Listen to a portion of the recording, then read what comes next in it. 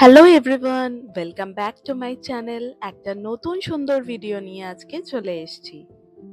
এখন বাজে সকাল ৮টা। আর আজকের এই মেঘলা সকালটা শুরু করলাম আমরা শিলিগুড়ির বাড়িতে। অরিজিৎ চলে গেছে কাজে শান্তিনিকেতনে। আমি আর জিদান সারাটা দিন কি কি করছি, কোথায় যাচ্ছি, কি কি খেলাম, সবটাই আজকের ব্লগে আছে। স্কিপ না করে পুরো ভিডিওটা তোমরা দেখো। আজকেও জিদান সকাল সকাল রাখির একটা গিফট পেয়েছে ওর রাই দিদির থেকে। ব্লিঙ্কিট এসে সকাল সকাল ওকে দিয়ে গেছে। আর দেখো, ঘুম থেকে উঠে চোখ ফোলা রয়েছে, চোখ মুখ একদম ওয়াশ হয়নি। ওঠা মাত্রই এরম একটা সারপ্রাইজ পেয়ে কার না ভালো লাগে, ওরও ভীষণ ভালো লাগছে। আর ও নিজেই গিফট আনবক্স করছিল। আর সেখান থেকে ও পেয়েছে আজকে আরেকটা গাড়ি। He was very very excited and very happy, যেটা দেখে আমাদেরও মন ভরে গেছে। তো থ্যাংক ইউ রাই দিদি, এত সুন্দর একটা গিফট পাঠানোর জন্যে। শিশুর মন একটুতেই খুব খুশি হয়ে যায়। দেখো, ওর চোখ মুখে আনন্দের প্রকাশ তোমরা দেখতে পারবে। আর সকালবেলা ঘুম থেকে উঠে যেহেতু পেয়েছে, ওর মনটা আনন্দে ভরে উঠেছে। যত রকম বড় গাড়ি থাক, ছোট গাড়ি থাক, আর যাই থাক, নতুন গাড়ির মজাই আলাদা। এখনো জিদানের ব্রেকফাস্ট হয়নি, ও তো মুখ ধোয়নি ইভেন, আর আমিও ধুইনি। এবারে আমরা দিনটাকে স্টার্ট করব। এখনো ও গাড়িটা নিয়ে ৫-১০ মিনিট প্রায় এক্সপ্লোর করছিল যে গাড়িটা কিভাবে চলে, কি কি করতে হয় সবকিছু।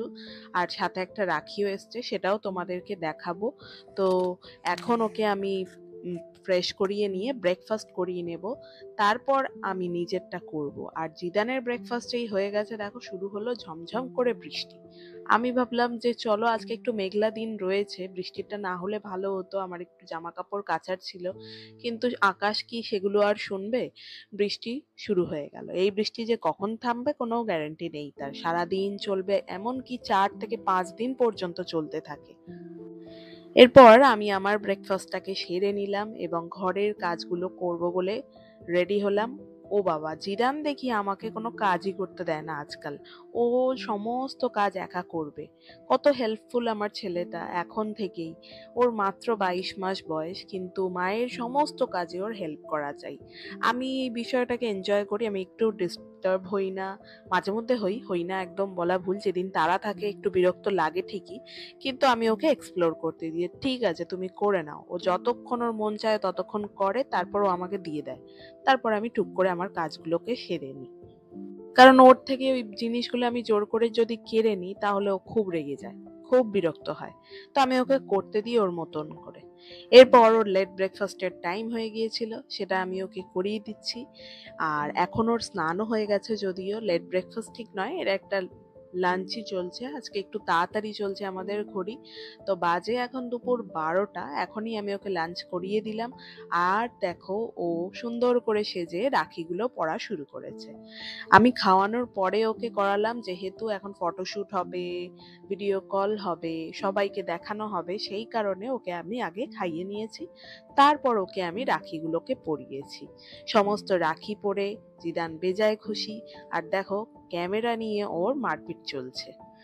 এরপর ও নিজে হাতে রাখিগুলোকে দেখে ভাবছে যেটাকে কি করবো, এবার পরে তো নিয়েছি। খুব এক্সাইটেড হয়ে কিন্তু পরে নিল ও, একদম কান্নাকাটি করেনি। খুব এক্সাইটেড হয়ে পরে নিয়েছে। তারপর ও এক্সপ্লোর করছে যেটাকে খুলবো কিভাবে আমি, এটারই চেষ্টা চলছে। যাই হোক, তার বিডস গুলো থেকে সবকিছু দেখা হয়ে গেছে। এরপর ওর ঘুম পেয়ে গেছে, খুব টায়ার্ড হয়ে গেছে ও। তো ওকে আমি ঘুম পাড়িয়ে দিয়েছি। আরাম করে ঘুমোচ্ছেন বাবু, এখন আমি নিশ্চিন্ত। এবার আমি আমার লাঞ্চ সারবো। আর দুপুরবেলায় আমি যে মি টাইমটা এনজয় করি, সেটাই করব। তো চলো যাওয়া যাক দুপুরের ভিডিওতে। আজকে দুপুরে আমার খাবার ছিল সয়াবিনের তরকারি আর ভাত। এটা আমি মোস্টলি খাই, তোমরা দেখেছো আমি করে রেখে দিই, বেশ ভালো করে করি, একদম চিকেনের মতন কষা কষা করে। আর এটাকে আমি স্টোর করে রাখবো এখন ২-৩ দিন, ওটাই খাবো। অরিজিৎ যেহেতু নেই, আমি বাচ্চার ওকে নিয়েই সারাদিন থাকবো আর ভীষণ অ্যালার্ট থাকতে হয়, ওকে তো টাইম দিতে হয়, ওর সাথে খেলতে হয়, সে কারণে রান্নার সময় আমার হাতে নেই। যতটা পারি রান্না গিয়ে রেখে দিই এবং বের করে আমি গরম করে করে খাই। খেতে বসবো, দেখলাম বৃষ্টিটা একটু কমেছে, কিন্তু ওয়েদার এত সুন্দর, চারিদিকে হাওয়া বইছে, আর দেখো কদম ফুল গাছে কত কদম ভরে গেছে, বেশ ভাল লাগছে। ডান দিকে একটা, বাঁদিকে একটা, আর ওইদিকে দেখি বাঁশ ঝাড় রয়েছে। চারিদিকটা দেখো, ছিল একটা মাঠ, হয়ে গেছে পুকুর। এরপর দেখলাম বাইরে বৃষ্টি তো হচ্ছে, জিদান বাবু ঘুমোচ্ছেন, তো আমি কি করব, আমার একটু এখন চায়ের জন্য মন কেমন করছিল, কারণ এই সময় যদি আমি চাটা না খাই, জিদান একবার ঘুম থেকে উঠলে আর আমাকে চা খেতে দেয় না, আর চায়ের জন্য মনটা ভীষণ ছটফট করে। তো আমি ওকে ঘুম পাড়িয়েই গেলাম এখন চারিদিকটা বালিশ দিয়ে কিচেনে। আর চা বসাতে কতক্ষণ, আমি তো করব র চা, জাস্ট গরম জলটা দিলেই হয়ে যায়। আর এই দেখো, আমার জন্মদিনের গিফটটা কি সুন্দর লাগে না, এটা কিচেনে সবসময় অন থাকে আমার। চা আমার হয়ে গেল, একটু আদা দিলাম, যেহেতু বৃষ্টি পড়ছে বাইরে, একটু গরম গরম চা, আদা চা আর কি খেতে বেশ ভালোই লাগে, যাতে ঠান্ডা না লাগে। এই সময়টায় একটা আলাদাই ফিল আমার হয় সব সময়। আজকে আমি বইও পড়ছি না, গানও শুনছি না, আর আজকে মেডিটেশন করতেও মন চাইছিল না, চুপচাপ নিজের মতন চাটাকে এনজয় করতে ইচ্ছা করছিল। আর ভাবছিলাম যে সন্ধ্যেবেলা আজকে কি করব যদি বৃষ্টি হয়। সারাক্ষণ মাথার মধ্যে এখন রান্না আর চলে না, আমার চলে যে সন্ধ্যেবেলায় বৃষ্টি হলে ইনডোর অ্যাক্টিভিটিস আমি জিদানকে কি দেব।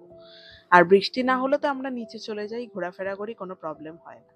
এই ভাবতে ভাবতে একটু ইচ্ছা হচ্ছিল ল্যাপটপে নিজের পুরানো ভিডিওগুলো দেখতে। এটা ছিল জিদান আমার পেটে যখন ছিল সেই সময়ের জন্মাষ্টমীর ভিডিও।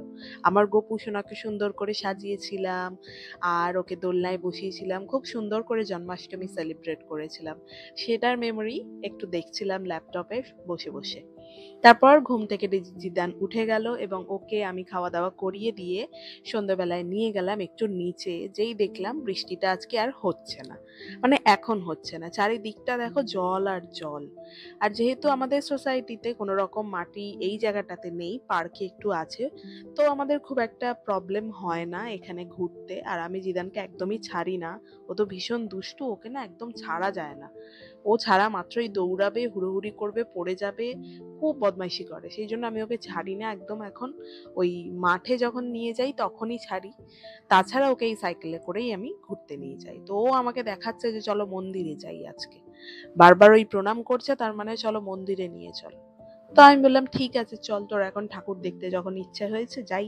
আবার এইদিকে গণেশ পুজো আসছে, তার প্রিপারেশন তো শুরু হয়ে গেছে। আমাদের এখানে তো সোসাইটির ভেতরে আবার গণেশ ঠাকুরেরই একটা বিরাট বড় মন্দির রয়েছে, দেখো তোমাদেরকে দেখাচ্ছি। জিদানের আবার মন কেমন করে, ওই দেখো প্রণাম করছে, ও নিজেই শিখে গেছে, এখন আর বলতেও হয় না। তো ঠাকুর দেখা মাত্র প্রণাম করলে, আর দেখলাম মন্দিরের ভেতরটা আগে কিন্তু এই রংটা ছিল না, এখন নতুন রং করা হয়েছে, যেহেতু পুজো এসে গেছে। আবার সোসাইটির মধ্যে প্যান্ডেলও হচ্ছে, বড় করে অনুষ্ঠান হবে হয়তো।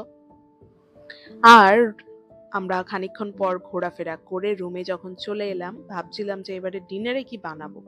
সকালে তো ওটা খেয়ে ফেলেছি, আর ওটা খাওয়ার মন নেই এখন, এখন অন্য কিছু একটা খেতে ইচ্ছা করছে। তো ওটা বসে ভাবতে ভাবতে জিদানকে দিয়ে দিলাম একটু মুড়ি, ও এইটাকে খাবে, প্লাস তার সাথে একটু খেলবে।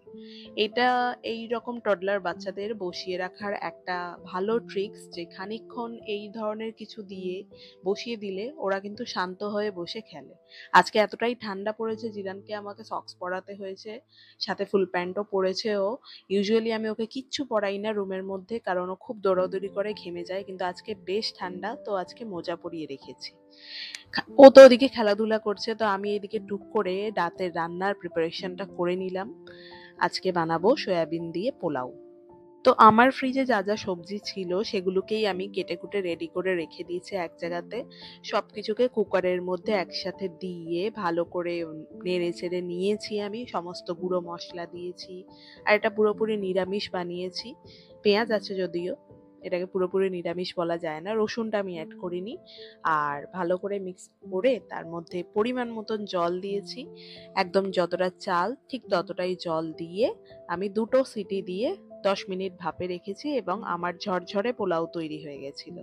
তো আজকের দিনটা আমরা এভাবেই স্পেন্ড করলাম, মা ছেলে, বৃষ্টির দিন। তোমরা কে কি করলে প্লিজ কমেন্টে জানিও, আর আমার ভিডিও তোমাদের কেমন লাগছে সেটাও কমেন্টে জানাতে ভুলো না। তাহলে আজকে আসি, দেখা হচ্ছে আগামীকাল নতুন ভিডিওতে।